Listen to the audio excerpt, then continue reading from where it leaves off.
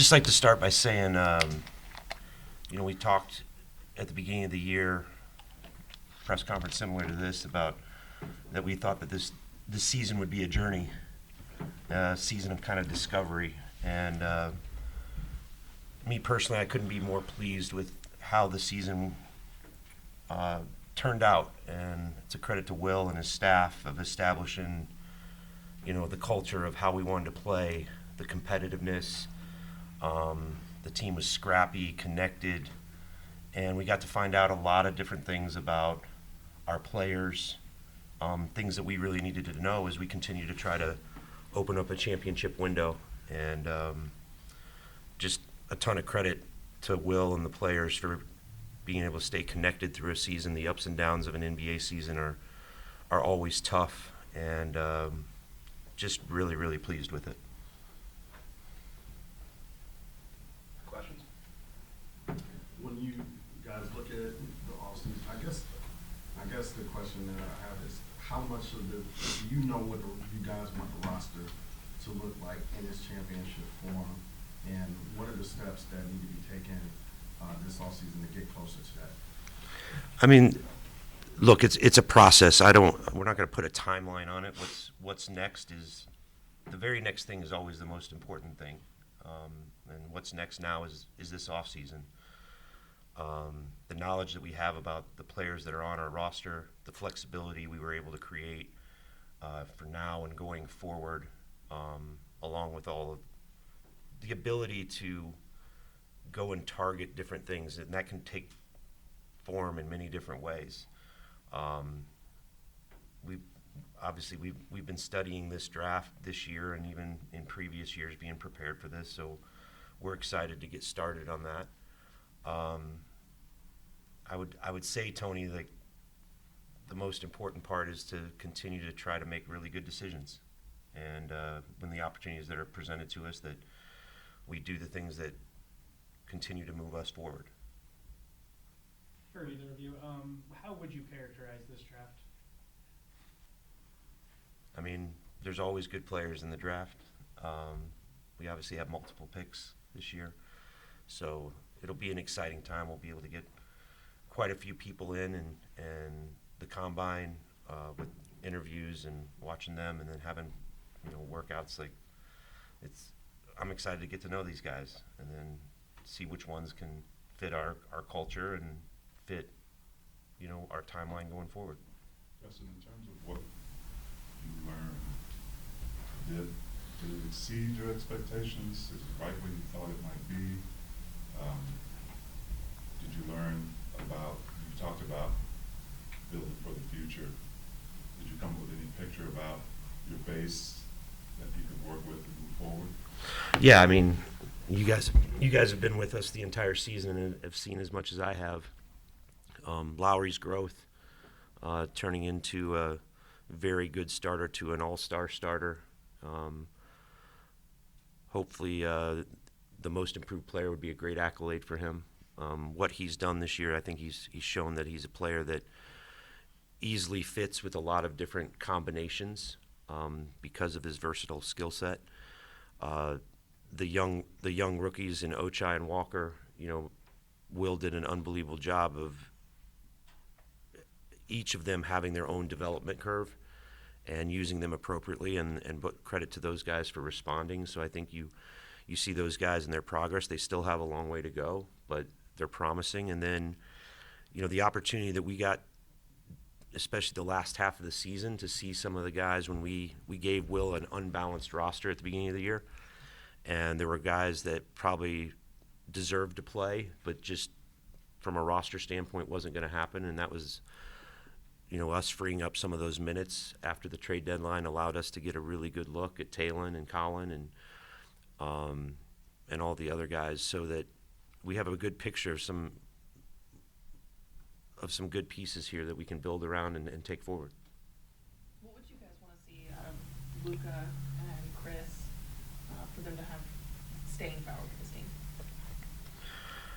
I mean, look, you're at the end of the roster and you're looking for people that deserve an opportunity. Both of those guys played really well in the G League. We follow them all year. And Danny said this a lot too, is we have a fairly young team, and especially with Chris, it doesn't mean that you have to just go bring in a bunch of other 21, 22-year-olds at the end of the roster. There's, players that have had journeys that, especially with Chris, being a former top pick, having injuries, having to remake his game, proving it in a fairly decent sample size in the G League this year, and then coming in and immediately contributing, which, given our needs with our injuries and other things, he got an opportunity to play that a lot of other 10 days probably don't get that opportunity, but he did, and then really seized that opportunity. So I think Chris's, defensive mindset, his ability to have experience in the NBA that can relate to and teach some of our younger players of how to prepare, because he's had to learn the hard way himself, I think can be really beneficial. Obviously, with all the flexibility we have and the draft picks and all that, there could be a lot of change this summer, but both him and Luka are going to have opportunities.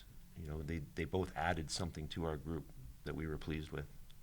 How will you approach Jordan Clarkson's free agency? Jordan has, and I can take this with the rest of the guys too, that have these options.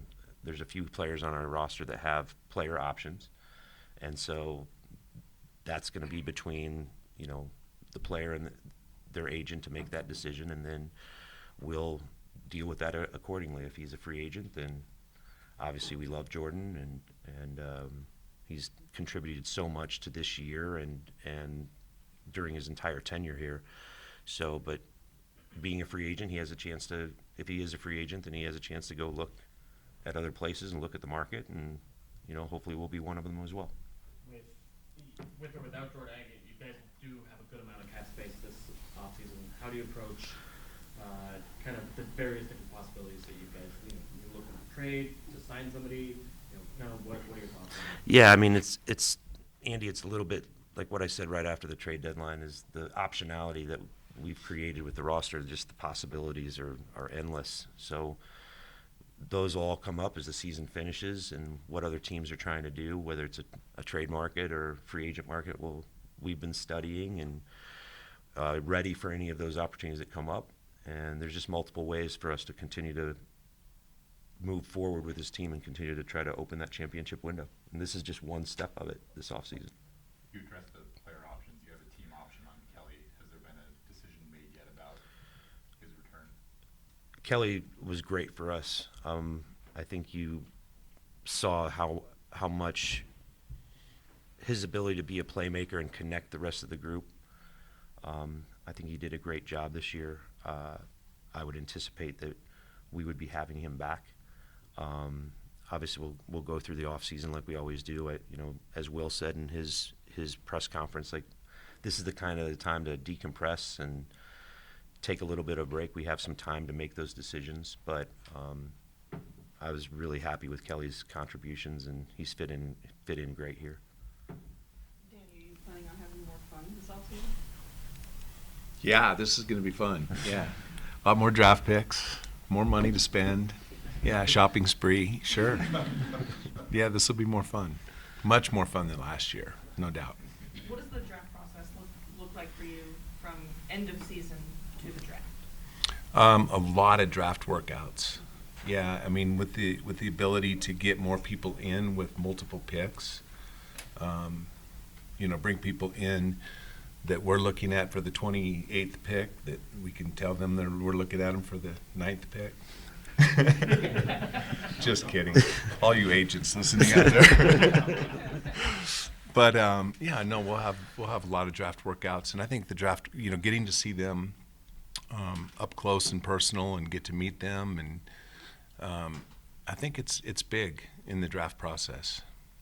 How much stock do you put in the combine? Some, yeah, we'll have 10 of us or more there anyway. Yeah, so but the evaluation, we'll spend a lot more time watching them together collectively with groups and evaluating them, and we'll have a lot of time in the combine and in draft workouts to get to know them and up close and personal.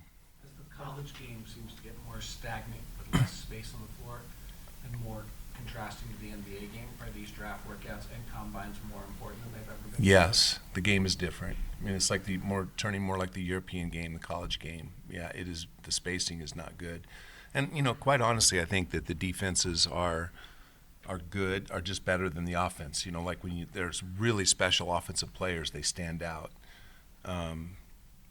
But yeah, the defenses are a little better than the offensive players in the college game right now. Some of it because of the spacing you're talking about.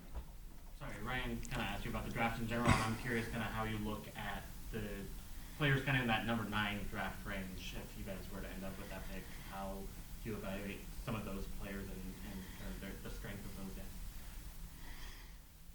I'm not sure I got your question. Is Evaluate what the guys that we're looking at in 9. particular, kind of what do you think about their relative promise as draft prospects? Well, you're a little further along than I am on that, narrowing that down. So we'll narrow it down, and then we'll evaluate which ones that can help us the most, I think. When you watch the playoffs, what do you watch?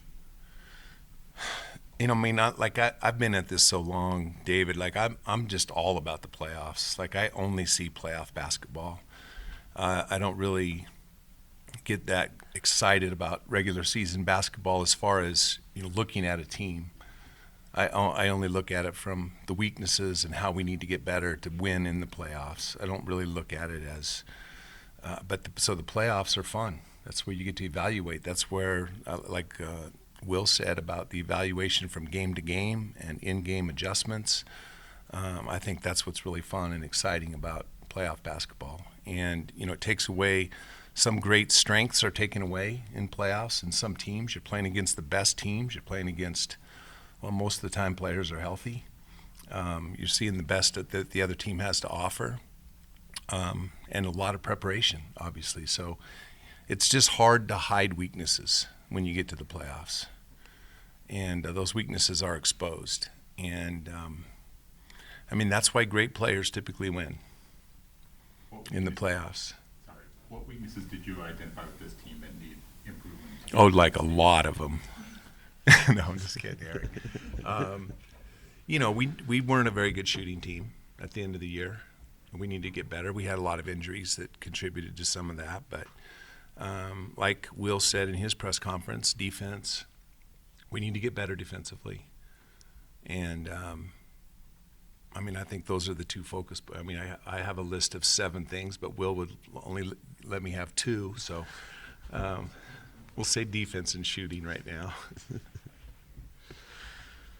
What are 7, 8, 9, 10, 11? No, yeah. Those are way down the list. How do you evaluate the last 20 games you played this year, considering the fact that sometimes you played against full rosters, sometimes you didn't? The game yields 110 points every night, seemingly no matter who's on the floor. How do you evaluate the numbers and the performance in the final? I think that was a situation that happened all year, not just the last 20 games. I think in about 15 or 20 of our first wins, the teams we were playing against didn't have their first or second best player on the roster. And I think that, so it's been tough for everybody all year. I think it's been a really, really interesting year with so many players missing games this year, more than ever before that I remember. So that is a little bit tougher to evaluate your team when you're not playing against the best. But like I said, that was league-wide. Hopefully that'll be corrected next year. We'll have a lot more players healthy through the regular season. But it is hard to evaluate. But I don't think it's hard to evaluate individuals. Sometimes it's hard to evaluate how good your team is and how you're performing as a team. But I think that, throughout this year, we saw a lot of really great individual seasons for us. And Jordan and Colin and Lowry, of course, and Walker. But even late in the year, we saw, what Chris Dunn did was real. Like it's not, you could see he's an NBA player for sure and can contribute at this level. We saw Talon have some spectacular games late in the year, and we saw Tech, who, is coming over as a veteran pro, but like it's a completely new environment, new world, and he struggled with some inconsistent minutes early in the year. And as he played more and more through the year, you could see that he was adjusting, and he can make shots. And like, Kelly had a good year, but I mean, we could see all the different individual opportunities that guys had and where they stack up. And I thought that Will did a great job of keeping those guys ready. The attitude of the players was fantastic, and just staying ready and being professional. We didn't really have any too much pouting and whining going on. Guys that weren't playing, didn't have too many agents calling and saying, "Why is my guy not playing?" And so from that standpoint, it was a refreshing year just to have so many quality people in there. But again, I don't think you can emphasize enough how good a job Will did in managing that. And I thought, there's a lot of credit that Lowry Markkinen had this year, and I think his jump was immense.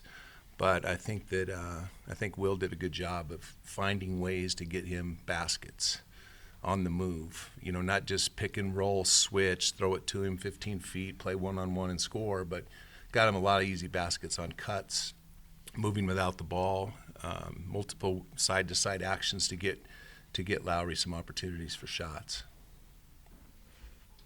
And obviously, you guys are pleased with Will, and so I don't want to ask how you think he did, but maybe Silver rated. Yeah, I think so.